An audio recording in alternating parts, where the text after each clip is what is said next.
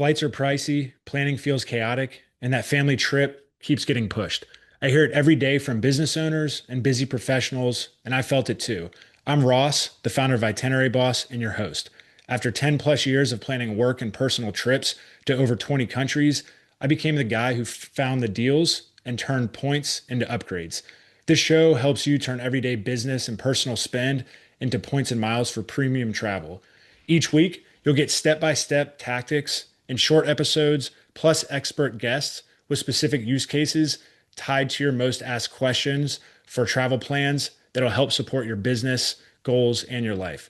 Go ahead and grab the free Points and Miles cheat sheet in the show notes to speed up your learning. And now, on with the show. Welcome back to another episode of World Travel Made Easy. I'm your host, Ross Alcorn. On this week's episode, I'm excited to have Max Craig, aka Points the Max. He's joining us to talk all things Southwest Airlines, including the Companion Pass.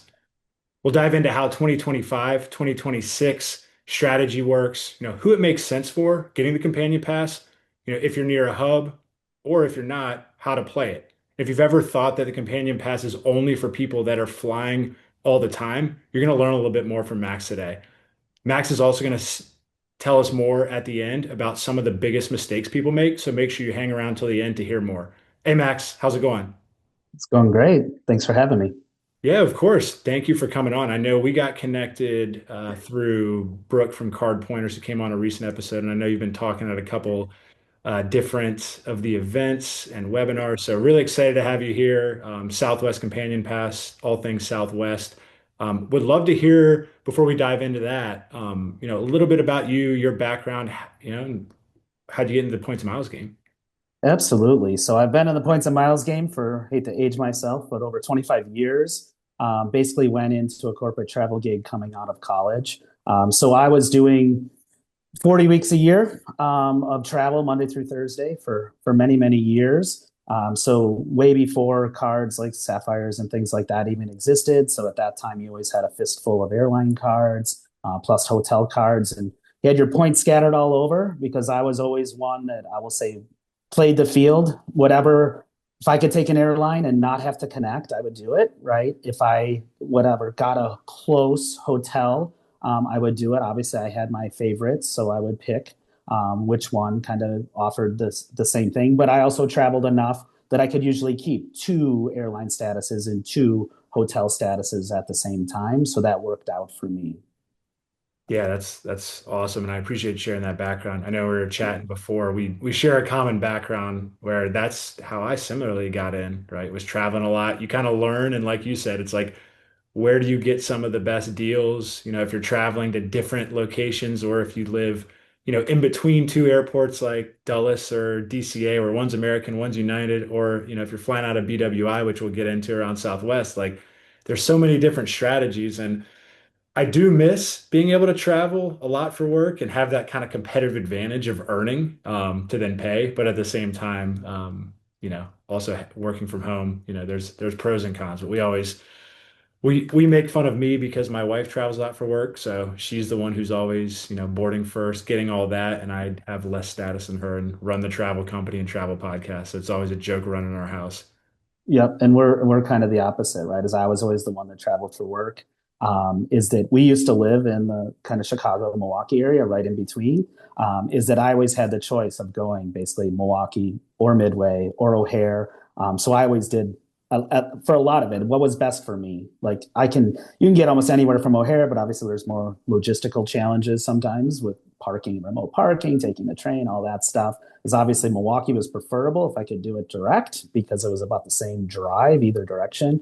But then when Southwest came into the equation, it was pretty well established in Milwaukee because of the AirTran merger. And then obviously Midway was there. Is I always took it from the perspective of Midway is another like 20 to 30 minutes drive for me, but I'm saving probably the 20 or 30 minutes of logistics Yeah. of less walking around in O'Hare, less lines. I mean, you get through security at Midway with pre-check and all that. It's way less and way less walking than it is at O'Hare. Yeah, we used to fly into Midway when we would visit Chicago and fly out of BWI because just the, Easy peasy. They probably do yeah, it 5, 6 times a day, right? yeah, exactly. And the points cost were way way less than what we would have been paying out of DCA or Yep. And Dulles. that's and for us now, that's Nashville to Midway. I can I can get it for $50, $60 all day long, and with companion pass. It's We're both traveling for under $100 usually, but we usually one way a rental car because our family that lives up in that area doesn't want to go to Midway because it's over an hour drive each way, and that's if traffic's decent, right? So we one way a car typically to do that because the train, it takes a couple hours to do the train logically to where we need to be. yeah, yeah. Well, hey, let's dive into all things Southwest. So companion pass, right? You just mentioned something that's very cool, for some of our listeners who might not have any idea what that is. You mentioned, right, $50 ticket. What exactly is a Southwest companion pass and why is it still, one of the best companion fares, right, for any airlines? Absolutely. So it's really a buy one, get one for a plus one to travel with you, right? So that primary traveler gets to add that companion to any itinerary that they have, whether it's points or if it's cash fares, for just the price of taxes and fees. So for domestic round trips, $11.20. One way is 560. It's basically the TSA fee. Southwest makes you pay. When you do go internationally to I will call it the beach vacations that Southwest has a footprint for, then you pay the landing fees and taxes of those jurisdictions. So obviously Jamaica and places like Mexico and things like that do have higher fees and taxes, but that's all you pay. That base fare of the flight itself, that companion fare doesn't need to pay. And the one big difference about it is that it's unlimited for the duration of the pass. So for those that have a pass all the way through, say the end of 2026 already, is whether they take 3 flights in 26 or they take 30 flights in 2026, they can add that companion to those fares at just the price of taxes and fees. And even better is that you get to change your companion 3 times in a calendar year. So it doesn't always have to be the same person. So one thing I like to call out with that is that 90% of the time, my P2, my wife, is my companion. But she's not a skier, and I am. So I go out to Colorado or go out basically west once or twice a year, and I will switch my companion away from her for a trip and go with a buddy. And then when I come back and complete the trip, I switch it back to her for, say, Christmas or whatever. Is that you do get that flexibility, but you need to be strategic about how you use those companion changes because it's a rigid 3, like no exceptions. So changing away from her and back to her counts as 2. So you got to be really careful about how you use them because otherwise your last designee is it until the year Yeah. rolls over and you get another fresh set. I love that. I love that use case because we like going snowboarding every year. Nice. We should have a points seminar Yeah, honestly, at Breck or something. That would be there fantastic. exactly. No, there we go. That's funny though. So, hey, that's a right off the bat within 5 minutes. If you're a skier or snowboarder and your significant other doesn't like to and you like to go with your buddies or vice versa, like there's a next level strategy that you can go ahead and implement. How, I guess first, how do you change that? Like, is it just something you have to call Southwest, you do it through the portal? How's that all work? Yeah, so there are both options, and I really dislike one of them. Is that you can call and change it, and that's my preferable option because you cannot have 2 companions booked at once. So if you have say 3 flights booked out, you actually want to call and switch, even if it's not the person you're taking. Just switch all 3 to your next companion, and then you can fix it later. If you do that all yourself, you'd have to go in the system, you'd have to drop your companion from all those fares, then change your companion, then rebook it to all. Just have the rep help you. But one of the reasons, not just that logistically, is that sometimes when you add companion through their portal, is it doesn't connect to the right rapid reward number. It'll say, oh, I'll just make another one. And then the person ends up with 2 logins. And it's not a huge deal that it basically does still let the companion go, but then they have multiple logins and they're not earning points, but it's problematic. Is that then if you call and fix it and say, hey, I want it to go back to the original login, the system counts that as another change. So then you have to call and campaign for them to say, no, that was really the same person, but you guys messed it up. It's just not worth the hassle. Is when you're doing that change online, you don't get to enter the rapid reward number. I have no idea why. It's one of those system limitations. It's just not worth the effort. Please just call. Awesome. No, hey, I'm glad I asked that question because I feel like if you didn't answer it, most people would say, "Oh, I can just do it online. I don't want to pick up the phone." But going into those complexities It's and wasting it, that's it's the classic just because you can doesn't mean you should. Is it a fair amount of things on my page of people that went and like, hey, my companion doesn't even see it? Or like a lot of times the confusion is like, especially if it's a common name or something, that it's just like, I don't know which Max Craig to pick. So I'll just make a new one because that's the low risk option. The system's doing weird stuff behind the scenes, and it's just not worth it going sideways. Say 90% of the time it works just fine, but when it's the 10% that it doesn't, it's you're going to spend extra time fixing it. It's just not worth it, especially when it can be solved in 5 minutes on a phone call. I know even myself, I don't call unless I have to, but it's one of those things. I just call. It's just easier to do it that way. yeah, because on the back end, if something gets messed up, you're going to waste more time trying to figure it out, and it might not work out. So now Yep. I love it. I love it. Well, I think at this point, people are probably like, okay, 30 flights. That sounds amazing with the companion pass. How do you recommend just getting the companion pass via credit cards? Credit cards is usually what I'll call it the simplest way, especially for a first timer, and I'll cover for renewals in a little bit. But for first timers, doing the credit card way and doing it through sign up bonuses, and we're recording this in middle of December of 2025, is that doing the credit card sign up bonuses and timing those to come and say January, February, March of the year is perfect because the rule for Southwest is you get the companion pass for the remainder of the year you earn it, plus the entire following year. So say you do get the companion pass in March, is that you'd have that pass, say March of 26, you'd have that pass all the way through the end of 2027. So you'd get it for say 21, 22 months, depending on your timing. Is that that's a way to basically get even more value out of it and make that work. So as we're basically talking at the end of the year, most people are likely going to have to do what I would call the 2 year method if they want to do what I'll call the accelerated path. Is if you get those two card bonuses in, say, that 3 to 4 month period, you will have the 135K required companion qualifying points to basically achieve your pass metric. You can do a lot of other things too. You can do hotel stays, you can do card referrals, you can do shopping portal, dining program. There's all different ways to feed into that. But generally, that first kickstart is doing it through the card sign up bonuses is ideal. And then from then on, you kind of got to make the decision of do I have my P2 do the two card method 18 months after that? So they carry it the following 2 years. Or do I just go for what I would call the perpetual method, which is what we do, is basically between the flight activities and hotel stays and card referrals, is that we renew it a year at a time. So we can kind of what I would call preserve those card slots to be able to pursue other programs as well.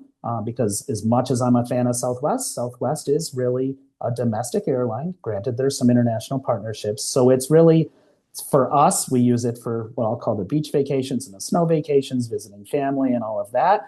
But then when we want to go to Europe or Asia or something across an ocean, obviously you're going to be on other carriers. So we like to kind of play both sides of the transferable points game and Southwest and make them both work for us.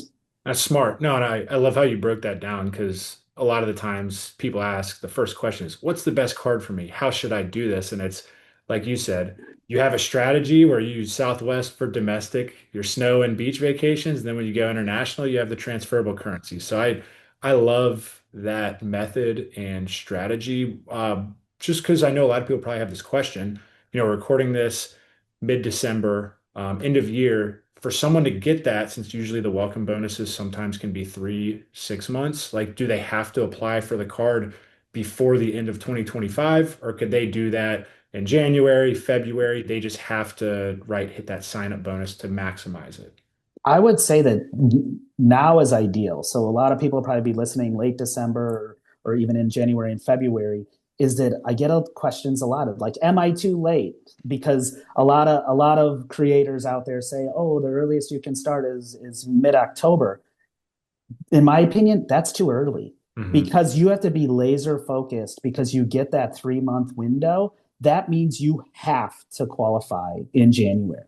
If you miss it in January, then you don't get your bonus at all. And if you achieve the minimum spend in December, you get it too early. So rather than getting that 20, 21, 22 months of value out of it, you're going to get 12 because your pass is going to activate in late December and you're going to basically be in this situation where the rest of the current year is really short and the entire following year. So I would say that I'd like people starting now because you almost can't screw up the what I would say premature qualification is that if you start now and start early in the year, spend away. You do your own path. Don't overspend, but spend what makes sense for you. And whether you get a pass in February or March or even April, even July, you're going to have a pass for say 18 months. And the good thing about that is you almost can't mess up the timing because you need to be really laser focused on doing that. If you start applying in like the October, November timeframe and you spend too fast, that's what I would say one of the problem areas. And maybe we'll talk a little more about that in a little bit. Yeah, no, that's really helpful. I appreciate you clarifying that. And it's like, do you want one piece of the pie or none? Right? Well, you'd get 12 months, but it's, you just want to make sure, and especially like you said, for first timers, don't add more mental load to an already complex game, right? Yep. Especially with the holidays, you'll probably overspend because you'll do that. So, yeah, I like that. And that's a really good, and I like what you mentioned around, your player two potentially doing it down the line. And I'm sure that bakes into your longer term strategy of, let's just say Max goes and gets it in January, gets the card in January, gets the bonus in March or April. Then how are you kind of, let's say you're a first timer, how are you then structuring that with your significant other if you have one? Like how would you kind of think about that if you wanted them then to get the companion pass a year or two? Like what's your process there? Yeah, so that's the I would say one of the options, right, is to switch between P1 and P2, and that really goes down to what I call the card rules. The card rules is that you can't get the same card bonus, say for like a personal card, again for 24 months, and it's not 24 months from application; it's 24 months from sign up bonus, basically achievement. So if you achieve that in March of say 2026 that means you can't apply again until March of 2028. So if the same person tries to do the two card method over and over again, it's going to be even longer of a lag because of that 24-month rule. So to me, there's two paths. The easy path for those that it makes sense. For us, it doesn't make sense because I'm the traveler. But for people that can switch, and it doesn't matter who quote unquote holds the pass, is switching to the other person to do the two card method is the straightforward way. For those who you have, say, a status member in the household and you want it to be that same pass holder, that's where the game changes a little bit. Is you can do the two card method the first time, but the second time, the business card rules are actually separate. You can have both business cards. So there's really cards in play. So if you do basically the higher personal card and you do the lower business card the first time, the higher business card, the second lap, generally has a higher sign up bonus. And that's for base and it's for when it's an elevated bonus. It's usually either the same or higher on that business card.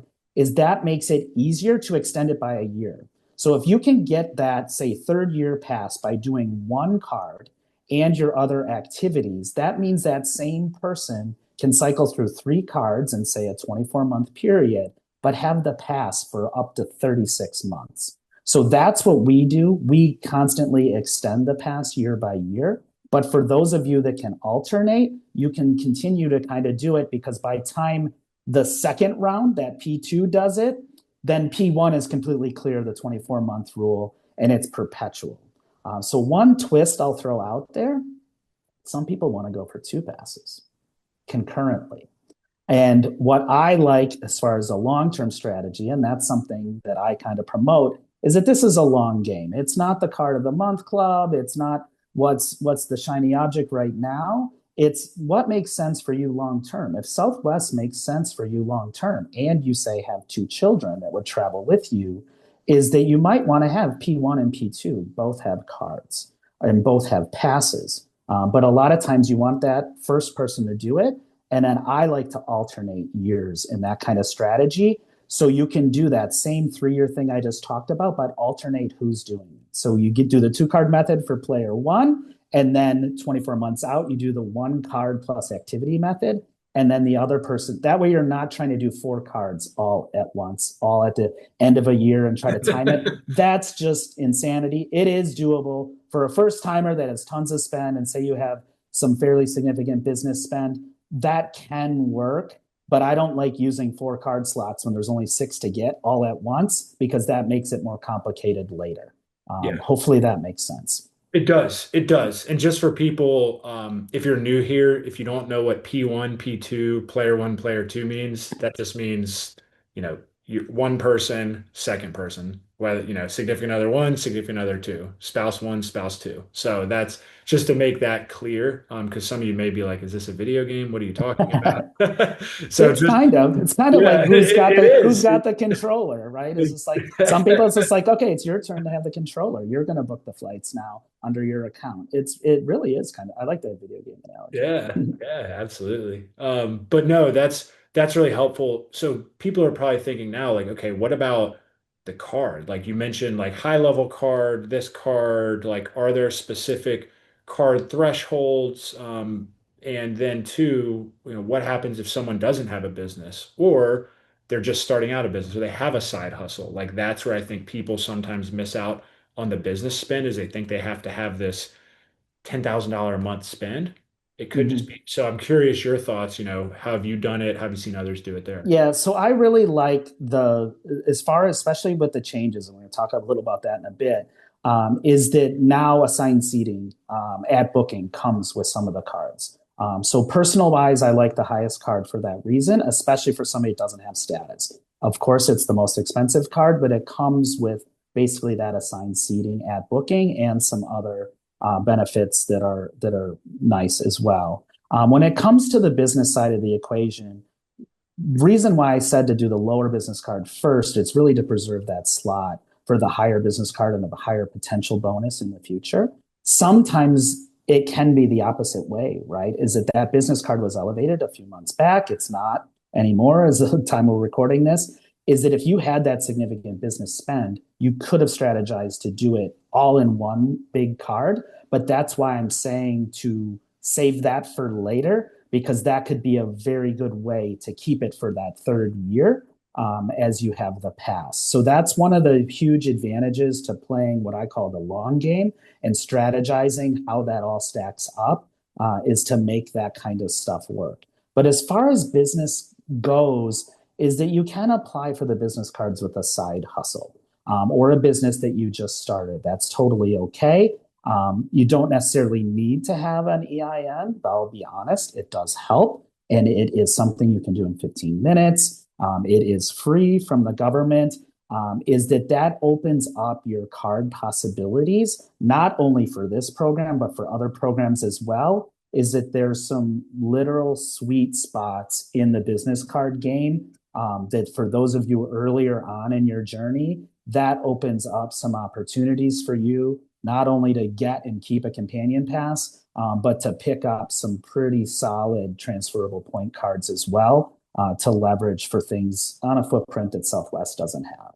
Yeah, no, yeah, that's perfect. And I think from a business, like if a lot of our listeners are in the real estate investor space. So for people who at the end of the year, maybe you're buying a short-term rental or you're buying a property, thinking about if you have big upcoming expenses, if that's a investment property, that could be a perfect one to use that business card, whether it's depending on what your budget is, right? Depending on where you're at.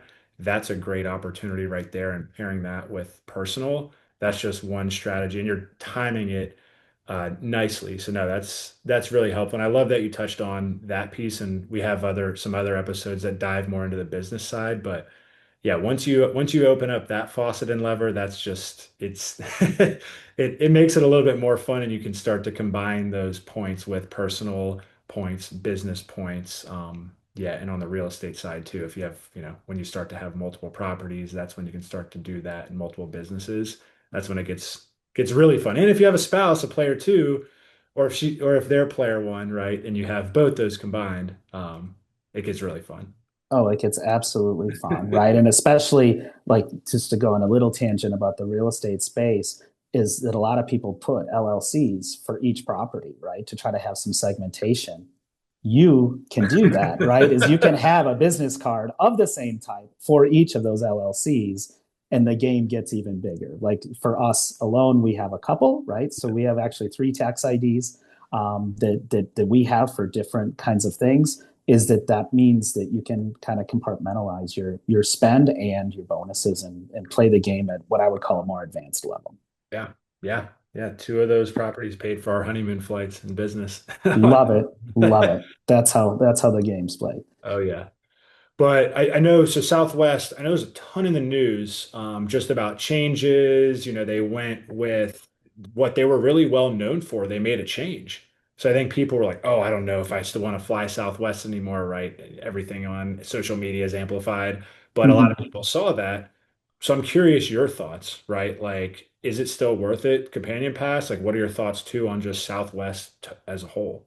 Yeah, my thoughts on Southwest is it wasn't pleasant, right? As I actually did a webinar not too long ago about the changes aren't pleasant, but the reality that the companion pass is here and it appears it's here to stay is that it's not ideal, especially for those that like to bring extra stuff because everybody always got two bags free.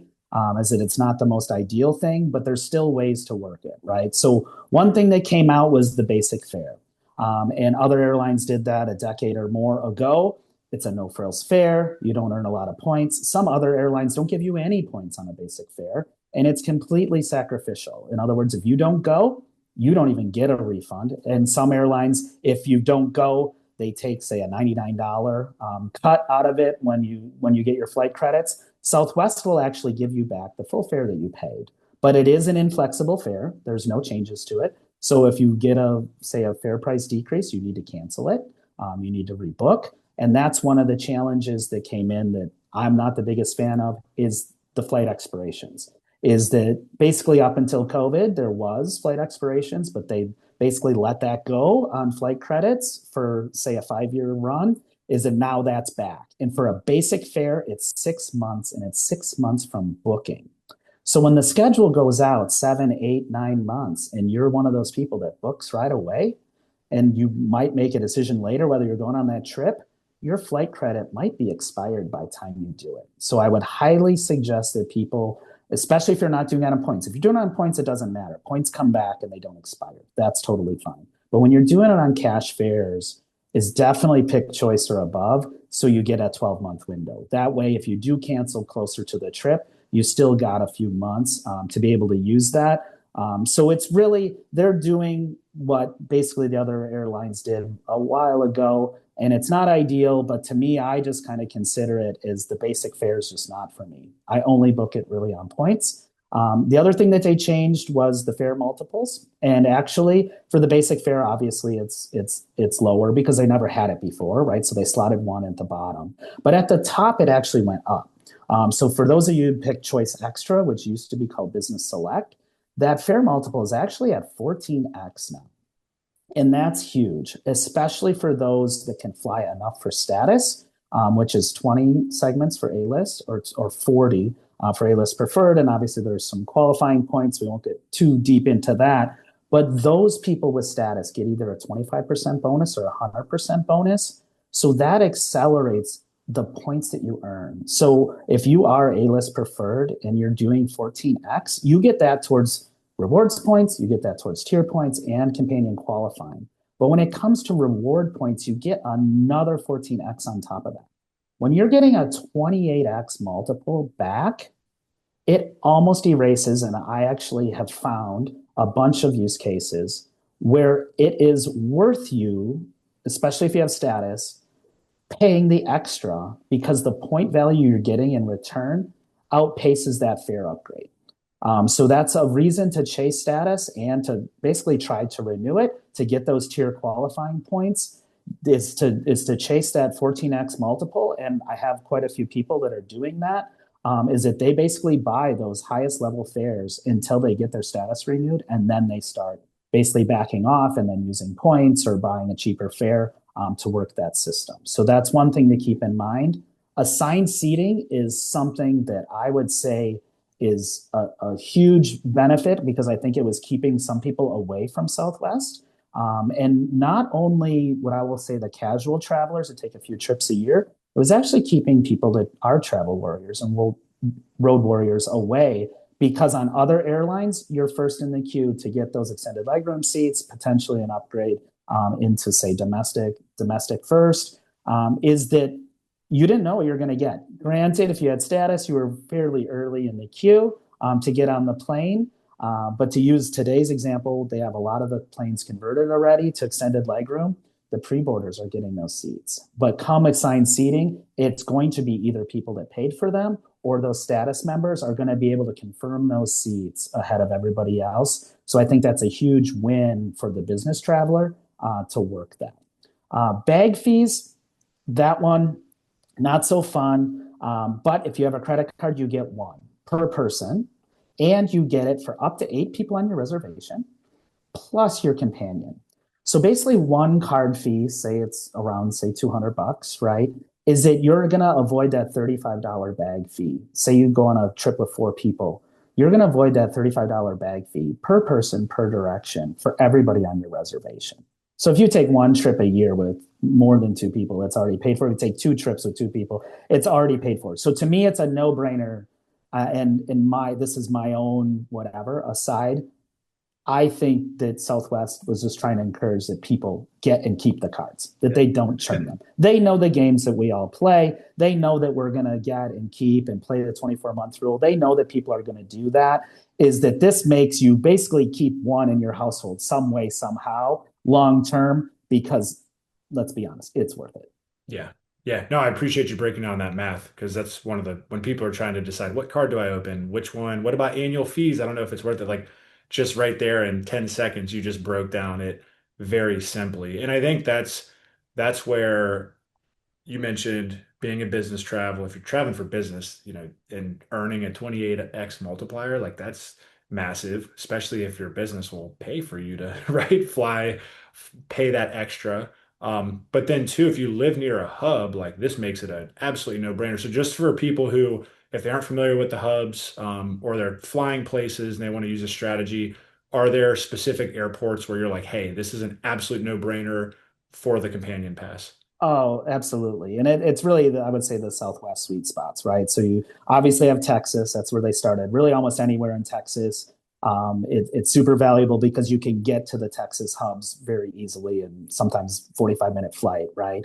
Those that are in California, no brainer. Again, tons of California airports. You can get to those hubs and connect in to their network. Super nice. Vegas, Denver, Chicago, obviously, Baltimore, Nashville, Miami, like all of those where they basically have good footprints. Southwest doesn't really use the hub word, but let's be honest, that's what they are, right?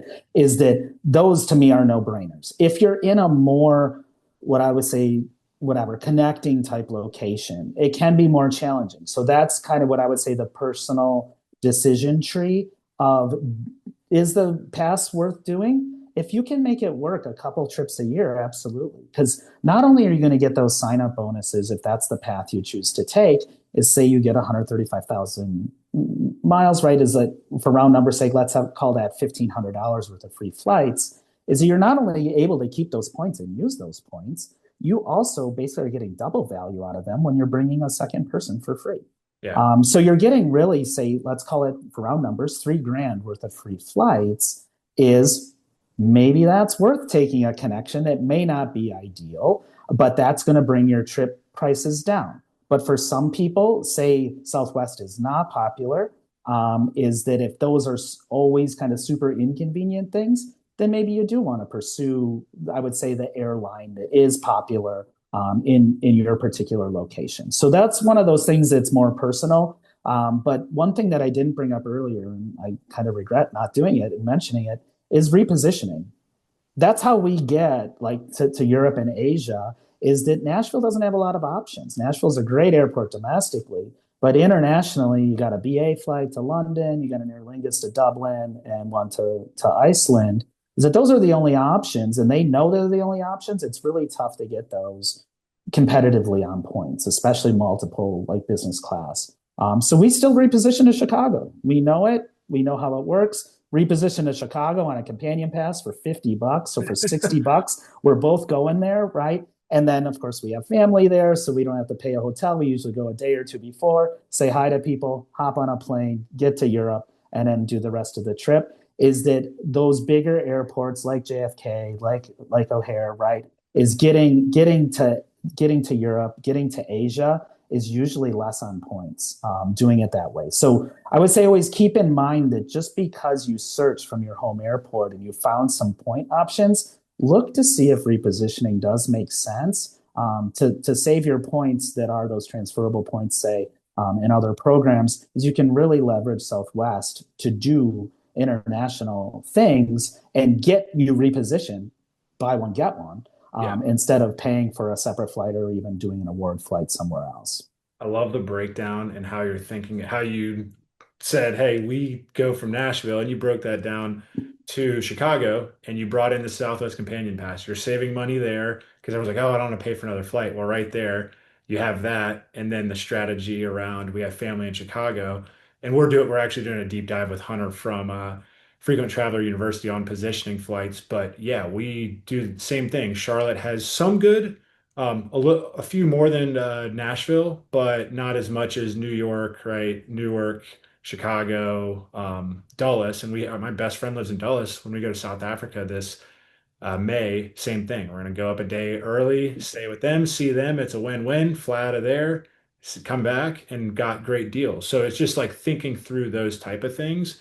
And one thing I wanted to mention, I'm glad you talked through that because I'm in a similar position where in Charlotte, we're an American hub. We can get really almost anywhere domestically to the Caribbean on American. So years ago, I looked into the companion pass. I'm like, I don't like for us, it doesn't make sense because my wife flies a lot for work. She gets American status through business and other strategies. I work my way up to get status and we can get anywhere direct.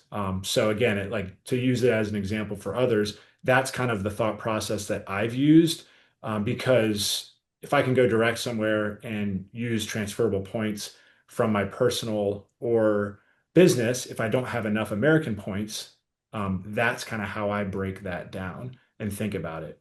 So I appreciate you bringing that up because it does depend. And maybe you're just going to start out and you're like, hey, I just want to not spend like any money at all, and I'm cool with connecting flights. Then maybe Southwest is potentially a good option. But that those are some things that like Max had mentioned, you kind of want to go through. Again, it's not a short-term plan, it's that longer term plan.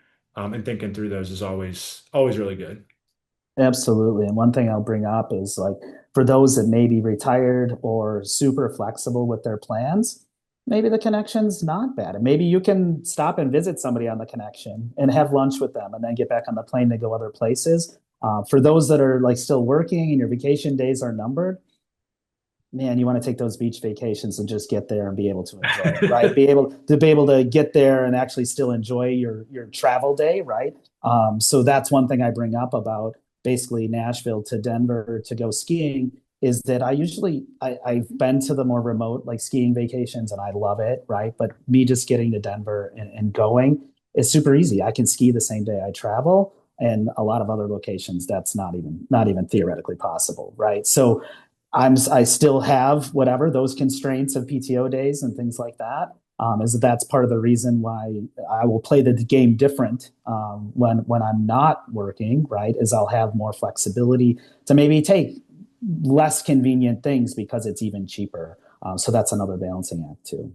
Yeah, 100%. Yeah, they just got a direct flight from Charlotte to Vail, and I'm on American, which is Very tempting just to go to Vail every year now. Yep. Like there's, And I'm super excited because now Southwest has one to Steamboat. oh So man. from Nashville. So that's huge, right? I think it only runs Saturdays or something like that. But of course I have an Epic Pass that's not good at Steamboat. So Oh, that's a next year thing. They just announced that and I already had kind of a couple trips planned. And I'm just like, maybe I need to get a different pass next year because that's super convenient. I love Steamboat. I've been a couple times over the years, but that's a rock solid place to be. that's where I grew up when I was 3 or 4, got put on skis and Nice. yeah, I learned. wish. I was on an icy hill in rural Wisconsin skiing on 400 foot of vertical of pure ice. Hey. But then you learn to be good Yeah, because you have to exactly. be. You go out and you actually have powder, and it's like, well, this is easier. Like, Yeah, exactly.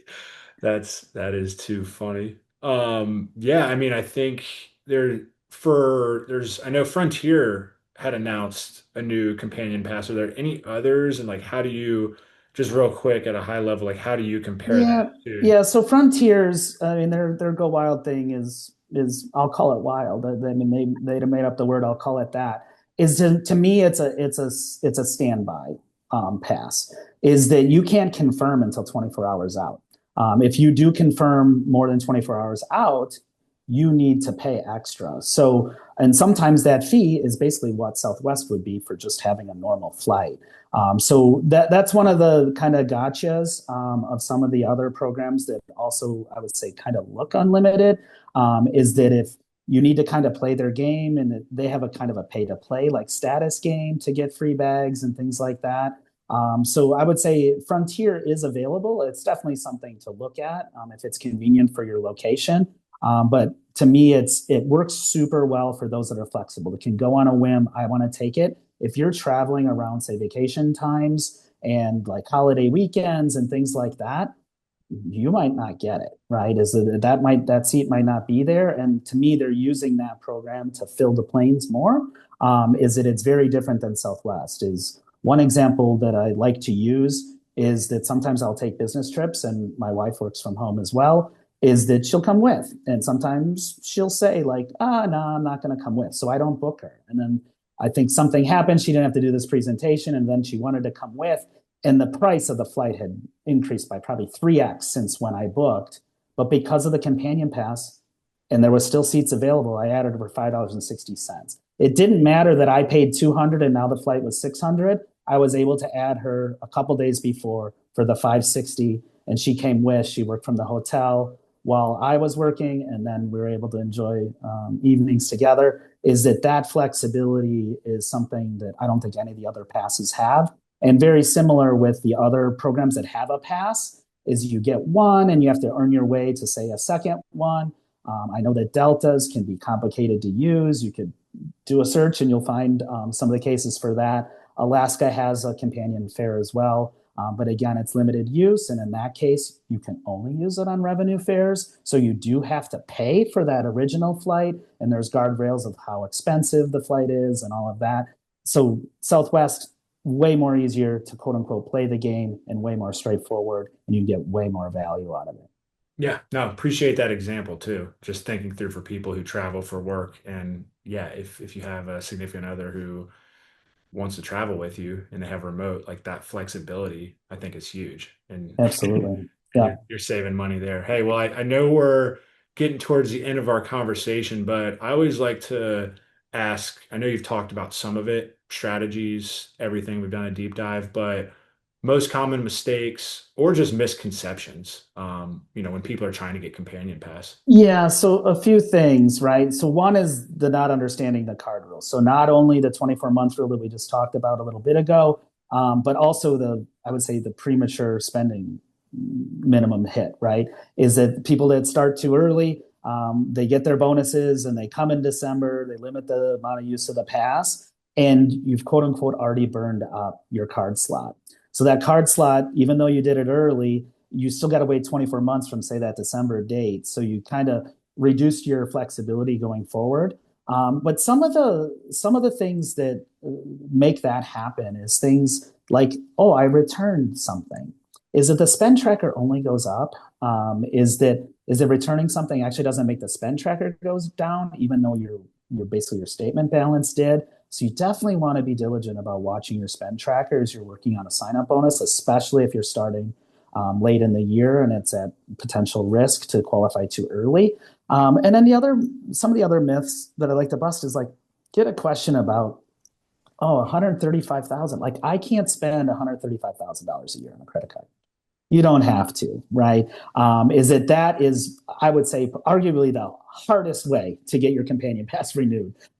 Is it using the sign up bonuses, getting your friends to get, let's say, a companion pass yourself? Say your friend does their companion pass with your two card referral links, you get 40,000 towards yours. So you can be basically a third of the way there by being that, what I would call that helpful person in your friends group of teaching them how to get a pass as well. But things like hotels can have super high multipliers. We talked about the 28x on flights. You can get hotels in the 20 to 25x range a fair amount of the time. And those count as companion qualifying points. They don't count towards status, but they do count towards renewing your pass. And then the other misconception is people like, I don't pay for flights. I don't know if the pass is useful for me. You can do that with Southwest. You can use those points. I have people that have taken like 50 flights in a year, and basically their flight tracker shows zero because they're all points. Granted, those are people with severely high business spend, is that they're literally earning hundreds of thousands of points a year. They almost can't spend them fast enough for the spend that they put on the cards. But that's one thing, is it doesn't matter whether you pay for points or you pay with cash, you can still use your pass. Okay. No, that's really helpful. Honestly, I think that's where I want to end because I think most people Awesome. think about mistakes. You just walked us through kind of the entire blueprint, strategy, new changes, mistakes, just even more of a master class than just a to introductory level. So now I really appreciate this, Max. Super helpful. I learned Thanks. a good amount. Where I'm sure people are probably like, oh my gosh, how do I do this? This is great. And you're the expert here. Where can people find you? And then do you share specific content around any of this stuff? Absolutely. So my creator account on Facebook, that's where most of my content is. My account is Max Craig, MaxCraig. You'll find that Optimize Southwest. I think it says Companion Pass and Rewards. You search for Optimize Southwest, you'll find my page, and I have infographics on the two card method. Of infographics when there is an elevated bonus, I go in and change that. I release kind of new content pretty much 4 or 5 days a week. Some of it obviously is recycled to remind people of kind of where they're at. But I do release content quite frequently on not only the companion pass, but how to work the program. I also have another page called Optimize Transferable Points. And we talk about repositioning and things like that using the companion pass. So, no, those strategies are out there. They're on my page. If you look through like our featured section and things like that, you'll learn a lot of the things that it might have went a little fast today for you to comprehend it all. But maybe listen to this podcast again, but also save those screenshots to your phone of the card rules, of the things of, hey, this counts towards a spend tracker. This doesn't count, as I have infographics for that kind of stuff as well on the page. Awesome. No, that's super helpful. If you're listening to this, I suggest, go into everything Max just mentioned because he's the expert there. And I love to, if you're a business traveler, if you're at one of those airports that we mentioned, that's a Southwest hub, like he said, positioning flights, that's a next level strategy where you're going to then be able to get the transferable points that we talk about so much and have guests talk about to pay for a lot of those bigger international trip. So definitely go give him a follow at all those. We'll link those within the show notes. Max, again, thank you so much for coming on the show. Super valuable. I really enjoyed it. If you're a first time listener here, make sure you hit that follow or subscribe button. That way you don't miss out on any weekly episodes we do with experts like Max. If you think he deserves a 5-star review, I think he does. Go hit that 5-star and we will see you next week. He's Max Craig. I'm Ross Alcorn. Thanks so much for listening.